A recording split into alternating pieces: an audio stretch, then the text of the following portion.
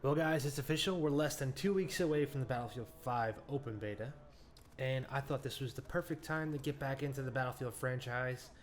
It's been a little while since I played Battlefield 1, but I didn't want to jump right back into that game. I wanted to go back a little bit further to my favorite shooting game of all time, my favorite multiplayer game of all time, and that's Battlefield Bad Company 2, guys. Now, I'm a Battlefield veteran. I've played since the original Battlefield 1942, and actually that was a game that got me into PC gaming at a pretty young age, and there was something so special about just playing on a battlefield with a bunch of friends, all out war, super chaotic, and Bad Company 2, guys, captures the atmosphere of war unlike any other game I've played. It is just an incredible combination of chaos, intensity, destruction, team play. It all comes together beautifully with the Frostbite engine, incredible graphics, this sound design that still to this day feels modern. I mean, you obviously can't compare it to Battlefield 1. DICE has done magic with the Frostbite engine and the audio engine they use. But Bad Company 2 to this day still holds up beautifully. And I think people realize that. I think people realize what this game brought to the first-person shooter genre. And that's why when you play the game now, there's still so many full servers. I mean, last time I was playing this game and recording this footage, there was at least 20 or so servers that were full or pretty much right there near full. Which actually makes me think that there's something that this game has that the newer Battlefield games kind of never put their mark on.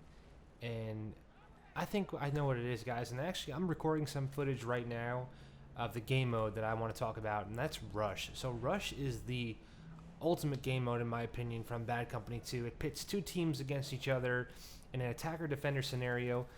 Your objective as the attacker is to destroy these MCOM stations throughout the map.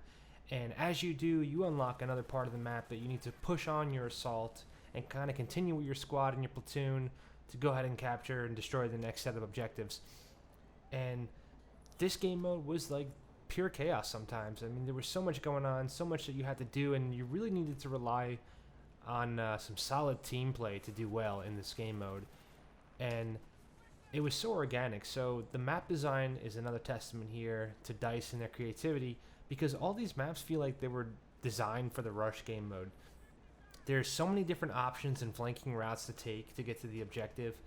And if you were really good with this game and you kind of played it a lot and you got good with a squad, you can literally take over the map. Honestly, you could, defend the first set of objectives the entire time. The assaulting team may never make a push on you, or vice versa. If you were really, confident as an attacking squad, you can literally roll over people, especially if you had some really good unlocks and, you had some really good team coordination. And that's something I feel is missing in the modern Battlefield titles. And don't get me wrong, I kind of really enjoyed what Battlefield 1 did with the whole operations theme and the operations multiplayer mode, which is kind of like a Rush on a grand stage, but it's a little bit different because it does span across different maps. So they kind of improved upon it a bit in that way, but there's something about the Battlefield Bad Company 2 Rush mode that was so organic, and I think a lot of that honestly has to do with the map design.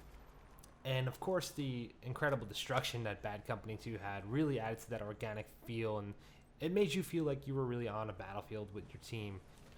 I have to admit, there's something pretty special about watching a building collapse in front of you after somebody on your team puts some C4 down, and or a tank rolls through and kind of blows the building up, fires a couple shells into it, and all of a sudden it kind of just collapses on the battlefield.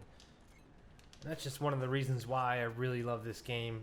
It truly captures that essence of a battlefield environment, and that combined with the incredible visual and sound design for the time, the amazing weapon customization, the awesome game mode in Rush, the destruction, you have all these elements kind of come together to create this really awesome immersive experience. And even right now at $19.99 on Steam, it is still so worth it, guys. I mean, obviously Battlefield 5 is coming out very soon, so I don't know how the population of this is going to change.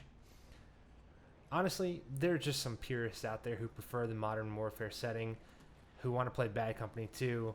So I'm pretty sure there's always going to be servers available, and I'm going to keep this one in my library too, because I could definitely see myself coming back to this from time to time, especially if Battlefield 5 doesn't quite hit the mark with us. But with that said, guys, go ahead and enjoy the rest of the clip. I'm going to get on out of here, get working on some more videos for you guys. If you enjoyed it, don't forget to like and subscribe. See you guys in the next video.